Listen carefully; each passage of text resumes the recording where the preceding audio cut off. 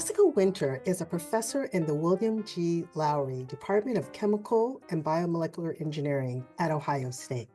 She is a well-known leader in nanobiotechnology and has invented materials used in cancer detection and research. She has developed methods to tightly pack multiple nanoparticles and polymer carriers so that their properties can be multiplied. This approach led to her invention of multidot, a group of semiconductor nanoparticle quantum dots that allow researchers to track tagged molecules. In biomedical applications, researchers can attach the multidot to specific cell structures and better identify and understand disease progression. She started a company, Core Quantum Technologies, with student involvement.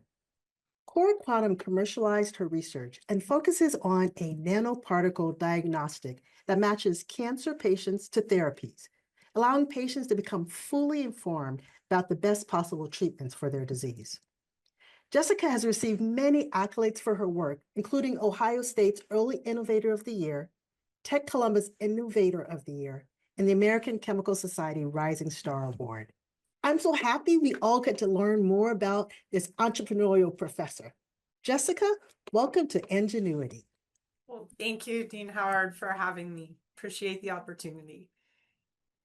So currently we've had 3 alums as guests during our Enginuity Entrepreneur Tour, but you are our first faculty member, a full-time professor with a robust research portfolio, and an entrepreneur.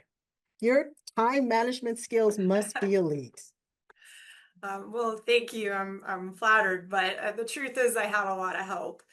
I was really fortunate that when we started our company, it was the beginning of National Science Foundation kicking off their I-Corps program, and we were in one of the first cohorts of I-Corps. And I-Corps is basically a business entrepreneurial boot camp that teaches you the language, and it kind of teaches you how to put together a business plan and think a little bit beyond what happens in the laboratory. In addition to that, one of my family members is a serial entrepreneur, so I had someone to kind of ask questions and lean on. And the real key to our success was finding the right person to run our company, because that's not really something that a faculty member should be doing. And in fact, one of the things I-Corps teaches us is that faculty members who also try to be CEOs of companies are much more likely to fail. So you really need that right person in there to get the job done. So, with NSF I-Corps, if I recall correctly, you had to do customer discovery. Do you remember how many interviews you had? We did over 100 interviews in our first I-Corps round, and it really changed our product placement. Initially, we were kind of thinking we might make a home pregnancy test kit with our product, but it turned out that that market was already kind of saturated. We would have to develop a special reader to read the test. And somewhere in the middle of those interviews, we realized that the right market was actually in blood cancer detection, which I knew nothing about at the time.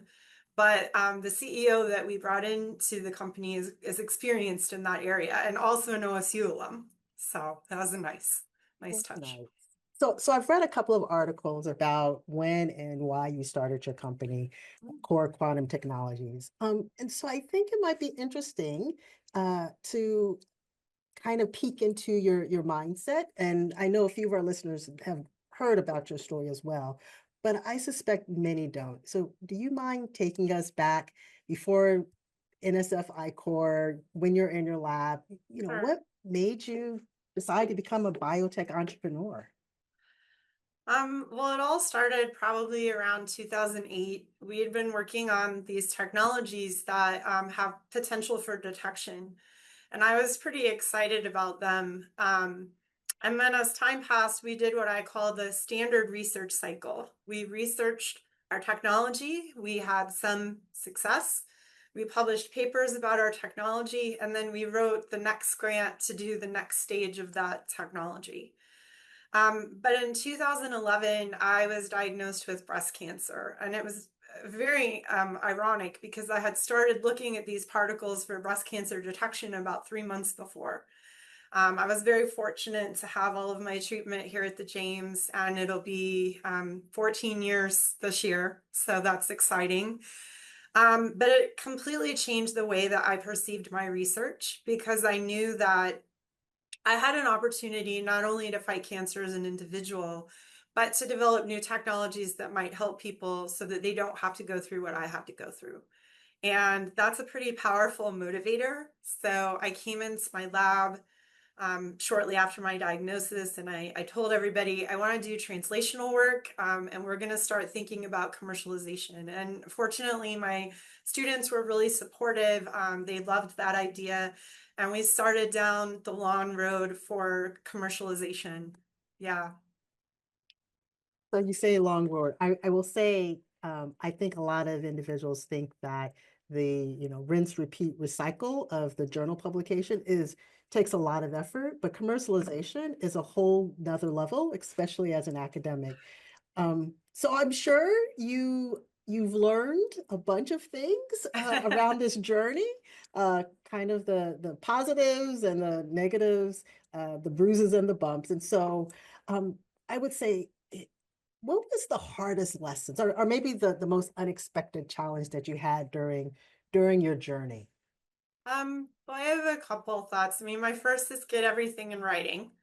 That's just a typical thing that you should do in business, but we ran into a few issues where we hadn't done that, and that was not beneficial for us. But the most important thing I think is it's going to take longer than you think it is. There are so many different challenges that go into commercialization versus what you do in a lab. For example, just starting with the reagents and chemicals that you use to make something. In the lab, we don't really validate a reagent. When it comes in, we use it, and if we get particles that are different from normal, we might throw that batch out and start over. But when you're selling a product that's going to be used for patients, it has to be the same product every time. It has to work the same way every time. And all of a sudden, you're validating things you never thought about validating before. And so just those little lessons build up, and it really does take many, many years. So we founded our company in 2012, and our first sales were in 2020. So a full 8 years from the founding to sales. And then, of course, with some COVID delays, we didn't really get moving until a couple years after that. So I will tell you, they say in the land of startups, if you can survive past 5 years, it's a success. And so one, I want to say congratulations on getting it from, the lab to actual product and implementation, uh, which I know wasn't easy. And so I'm going to flip the coin. Was there anything that was easier? And if you say no, then I don't think anyone's going to say that they want to be an entrepreneur. So figure out something. Oh, Anything easier than expected. um, honestly, I was going to say no. So let me give that answer, and if you want, I'll try again after that. But I was going to say no, not really. And I think that's partially because I never really understood or gave credit to the business side. I didn't understand how difficult that work is. And now that I've had a chance to interface with more people that have education on the business part, I understand the magnitude of what it takes to really start a business. And it's very hard work. You have to put in a lot of time and a lot of hours, not only to get a product that works, but to think about how to market that product, how to attract investors, how to manage your capital. Those are all things that you really don't focus on as much when you're a faculty member. You're just focused on generating new science or new engineering. So I developed a keen appreciation for business practitioners. So I'm going to ask about the value. Sometimes we call it goodwill in the company world. So thinking of when you had your first paper published versus you had your first product sold, are they the same? Oh, absolutely not. It just takes so much more work to get a product to market. And when I walk out of the door from Core Quantum, which is still down at the Rev 1 incubator on Kinnear, I tell myself this is the best thing I've done in my life. Maybe except my children, but this is it. This is my biggest accomplishment, and I'm so proud. And I'm also very proud of my academic research, but it doesn't necessarily directly impact people or society in the same way that a commercialized product does. And so having the ability to reach out and affect people directly and not just be a paper floating around in the blogosphere, that's a big contribution for me, and it means a lot. Oh, beautiful, beautiful. So thinking about commercialization, and we measure metrics not by H index, but value to human lives. I think we're doing better at commercializing homegrown technology here at Ohio State. But given your lived experience and the entrepreneurial journey you've traversed, what can we do better as a college or university? I feel like we're already taking some really great steps. We have really robust student programming, so there's prototyping and coding contests that students can participate in through our technology commercialization office. We have a business builders club that's very active. Of course, we have the business plan competition that runs through our Fisher School of Business. And then there's also been a partnership between engineering and business on a minor in entrepreneurship and some certificate type programming that students can engage in. And all of those resources really help to prepare the next generation of students to become entrepreneurs. On the entrepreneurial side, I've seen some nice changes over the year. We've brought in entrepreneurs in residence that can help advise people to kind of learn the language of business. And we also have the Keenan Center for Entrepreneurship, which has sort of a mini I-Corps program, which is that entrepreneurial boot camp I mentioned earlier that faculty and students can engage in if they think they have a potentially commercialization ready technology. So there's a lot of really good infrastructure that's already out there. Of course, I'd love to see us grow more and more partnerships with industry and bring those people in as advisors or potentially licensors of our technology. So we can never have too many industry friends for sure. I agree with that. I definitely agree with that. So if you think about your faculty member, professor, any advice you'd give your fellow colleagues, fellow faculty members? Commercialization has been unexpectedly rewarding.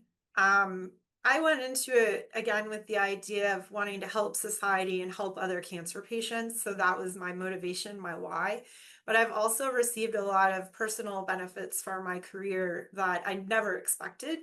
So because I started a company and I'm a job creator, I was asked to speak to Congress multiple times about what it's like to transition a research technology to a commercial technology and to basically advocate for research funding.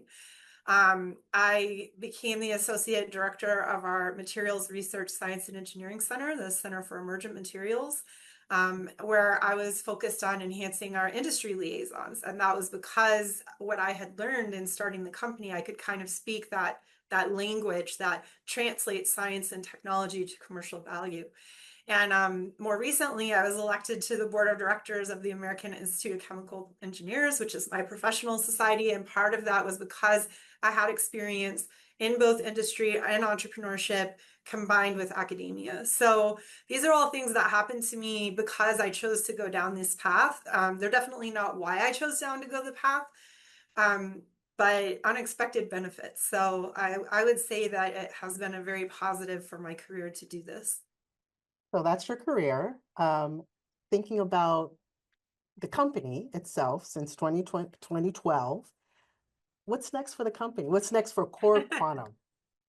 Well, right now we're actually working really hard on finalizing some business to business deals. So one of the things that we've found for our product is it's very attractive to other companies because they have libraries of materials that bind to different molecular targets for cancer, but they don't have the label. So we can sell them our label and they put their targeting molecule on it, and now it's a new product. And so we've got several of those in the works. And I think that's really exciting because we can get our product out to more people and impact even more patients. We're also rolling out a MagDot product. So this is a magnetic particle. And most of our work to date has focused, as I mentioned earlier, on blood cancers. And I really wanted to go after solid tissue and solid tumors because that's the majority of cancers that are experienced by patients. And so the MagDot has potential for that because you can take a tissue, homogenize it, and then pull cells out of it that you've selected using the magnetic part of the particle, and then go do the same analysis that you can with the blood cancer side of the particle. So this will allow us to expand our technology to solid tumors. And we even have been cooking up a very interesting product that can aid in vitro fertilization because it can separate viable from non-viable sperm to enhance the effectiveness. Unfortunately, right now, this is only being targeted to the equine market because in thoroughbred horse racing, this is apparently quite important. But maybe ultimately this could enter human use downstream. So you're expanding the market, you're expanding the impact, Yes. you're doing amazing things.